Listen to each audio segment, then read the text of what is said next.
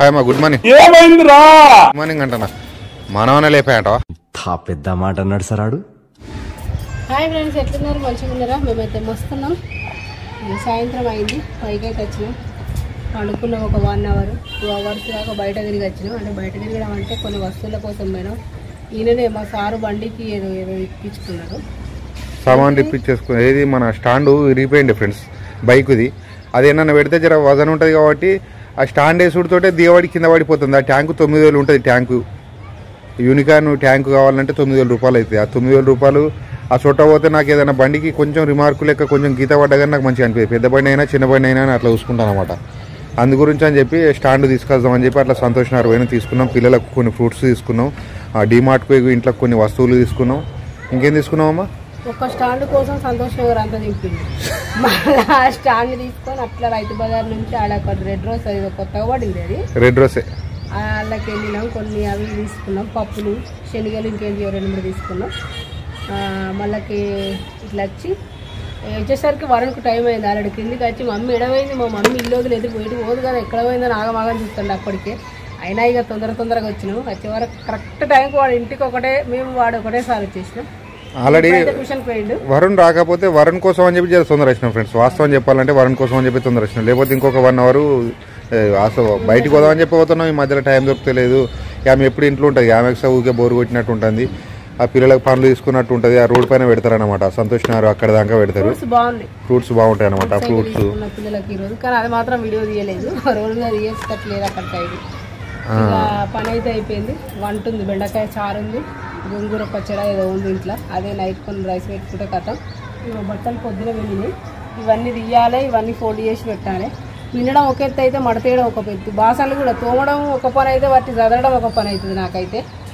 ఇక పని సరే, నేను బట్టలు తీసుకుంటా. ఫోన్ మీరేంటి పోతా? నీకే ఫోన్ పెడతా. ఎందుకు వీడియో తీస్తా? నేను ఎందుకు పోతా?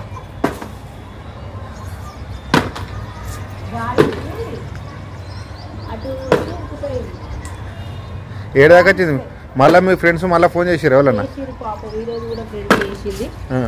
అదే పెళ్లి గురించే డిస్కషన్. రారా అని అంటారు కానీ ఇక మరి పోతామో పోమో నాకైతే డౌట్గానే ఉన్నది.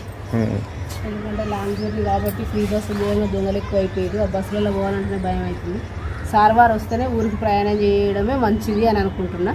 బాప అయితే అసలు రాకన్నాడు. కొద్దిగా చెప్తే వద్దు ఒక్కదాని వద్దు, ఇబ్బంది అయితే రాకుండా పెళ్లికి రాకపోయినా పర్వాలేదు అన్నాడు. వీడియోలలో గట్లా చెప్తున్నా, వీడియోలో డైరెక్ట్ చెప్తాం. మీ ఫ్రెండ్ పోతే ఇబ్బంది అవుతుంది నీకు, మళ్ళీ లాంగ్ కదా, ఆయన లేని వస్తే నీకు ఇబ్బంది అవుతుంది, వద్దు. ఇప్పుడు వీడు ఎక్కితే డైరెక్ట్ ఉంటలేవు సికింద్రాబాద్, మళ్ళీ అక్కడ శనిగరం, మళ్ళీ అట్నుంచి అటు, మళ్ళీ అట్నుంచి ఆడికి, మళ్ళీ ఇటు డైరెక్ట్ వస్తలేవు సికింద్రాబాద్ వరకు. నాకు ఎంత ఇబ్బంది అవుతుంది. ఆల్రెడీ 5:30కే చీకటి అవుతుంది. ఒక కారు డ్రైవర్ నుంచి పంపించాలనా? డిస్టర్బ్ కాకుండా ఉంటుంది అనమాట. అట్లా ఫ్రెండ్స్ని ఎప్పుడు దూరం చేసుకోవద్దమ్మా. నేను మా ఫ్రెండ్స్ని ఎవరినైనా దూరం చేసుకున్నా ఏం చెప్తాను, లేదు దూరం చేసుకోకుండా వాళ్ళు పట్టుకొని ఎలాడుతున్నా ఒక్కలేడు ఇప్పుడు. అట్లా అంటే ఉండాలి అమ్మా, ఫ్రెండ్స్ ఉండాలి, అందరు ఉండాలి. కానీ మనం వద్దు అని చెప్పి అనుకున్న వాళ్ళకి ఎంత దూరం ఉండాలో అంత దూరం వస్తూ ఉండాలి. గట్లా నేను అనేది గట్లా అదైతే నాకు నేర్పించిన గుణపాఠం మా ఫ్యామిలీలో. మనల్ని ఎవరైతే లైక్ చేస్తారో వాళ్ళకి మనం దగ్గర ఉండాలి. మనల్ని ఎవరైతే హేట్ చేస్తారో వాళ్ళకంటే మొదగాలు అరే నీ అమ్మ మనమేమో అనుకుంటే ఇక వీడేమని పక్క పెట్టింది కదా, వీళ్ళేమని పక్క పెట్టిరు అని అంత ఉండాలి. కానీ ఫ్రెండ్స్కు చేయద్దు కానీ పోవాలి, అన్నిటికీ సంతోషంగా చూసుకోవాలి, చేయాలి. మళ్ళీ ఒక 1 వీక్కే మనం పోయేది ఉంది, ఒక 6-7 డేస్కే మనం పోవాలి. ఒక పెళ్లి ఉంది, మళ్ళీ ఒక పెళ్లి. ఆ పెళ్లికి అయితే కంపల్సరీ అటెండ్ కావాలి. అట్లా అని చెప్పేసి కొంచెం ఆలోచించడం అంతే. లేదంటే అయితే కంపల్సరీగా వెళ్తుంటే నేను మా ఫ్రెండ్స్ కూడా 2-3 ఫోన్ చేసారు రావే అని. ఎందుకట్లా తిరుగుతున్నావు బతుకమ్మ చెట్లకు నిలువకి ఎన్ని రోజులు అయింది దాకా పెళ్లిగో. ఊరికి ఇప్పుడు 2 నెలలు అయింది ఫ్రెండ్స్. ఊరికి పోయొచ్చు, బతుకమ్మ పండుగ పోయినామంటే మళ్ళీ ఇంతవరకు పోలేదు. ఇక పోకుండానేమో పోము ఇక దెబ్బన పడితే ఒకటేనొకటి పోవాల్సి వస్తూనే ఉంటుంది. ఇక వాస్తవానికి ఒక 1-2 ఇయర్స్ నుంచి అసలు పెళ్లి లేవు మాకు. అసలు ఎవరు పెళ్లిలో వాళ్ళే పోయి వాళ్ళ మంచిగా 2 డేస్ ఉందామని చెప్పి అనిపిస్తుంది.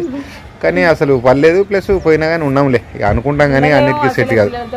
ఇప్పుడు ఒక 1 డే పోయినా కూడా నేను ఇడికెళ్ళి 6, 7కి వెళ్ళాలి. అడిగే వరకు 10, 11 అవుతుంది. మళ్ళీ పెళ్లి చూసుకొని అక్కడక్కడ మళ్ళీ రావాలి. నాకు బస్ ప్రాబ్లం, బస్సు పడది. ఇక మళ్ళీ మా పాప పొద్దున పోతే నైట్ వాళ్ళకి ఎట్టి పరిస్థితులు వచ్చే వరకు మమ్మీ కనిపించాలి ఇంట్లో. మమ్మీ కనిపించలేదంటే వాళ్ళకి ఎక్కలేని బాధ. అవి అట్లుంది, నా పిల్లలు అట్లా అలవాటు అయ్యారు. ఇక అందుకని ఇంకో 3-4 months కష్టపడ్డదంటే 2 నెలలు నిమ్మలంగా ఉండేటట్టు ఉంటుంది అని అనుకుంటున్నాను. ఈ చెట్లకు నీళ్ళు పోయినా నిన్న మన వర్షం పడ్డది. సమ్మర్లో విలేజ్లో హౌస్ వర్క్ చేస్తాం కదా, అప్పుడు ఎంజాయ్గా ఉంటామట 10 days. అప్పుడే నువ్వు ఎప్పుడు ఎంజాయ్ చేస్తామని అనుకోవద్దు. ఇవి నీళ్ళు పోయలేదు నిన్న మొన్న వర్షం పడ్డదని. ఇవి వర్షానికి ఒక గిన్నె మొలిచినాయి ఒక్కసారి వర్షం పడుతుంది. బాగా మొలిచినాయి వర్షం వాటర్కు నేను రోజు పోస్తా పెరిగాయి, కానీ వర్షం పడగానే ఒక గన్ని మొలిచినాయి అన్ని ఇంట్లో కూడా.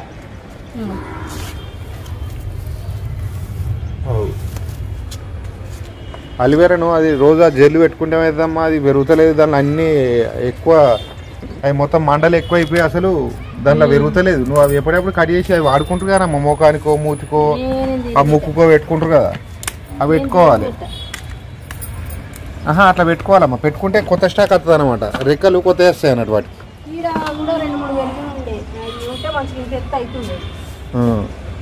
ఎండాకాలం ఉండే ఒక 1 month 2 months ఉంటాయి. సంక్రాంతి వచ్చిందంటే మస్తు ఎండలు కొట్టాయి కాదు. ఇక తెంపకమ్మా ఉండండి, అవే రాలిపోయి కింద పడుతుంది. ఇవి ఉంటే చెట్టు ఇట్లా అయిపోతుంది అన్నట్టు, గుబ్బురుగా పెరగదు. ఇట్లా తెప్పిపోసినాయి అవన్నీ. మరి కార్తీక మాసంలో ఎంతో ఇష్టంగానైతే పెంచుకున్నా. అంటే కొమ్మలు ఎందుకు తెంపుడు అట్లా? ఇవి తెంపితేనే చెట్టు మంచిగా ఉంటుంది. ఇక ఇవి వచ్చేసినాయి ఇక కాయలు గుబ్బురుగా పెరుగుతుంది అన్నమాట. ఇవి ఉంటే ఇక గుబ్బురుగా పెరగదు. అట్లా వస్తుంటుందా? ఇవన్నీ అయితే మాడిపోయింది. ఇవన్నీ ఇక్కడ పోతే ఒకటికొకటే పట్టాను అయితే ఇత్తులు. మళ్ళా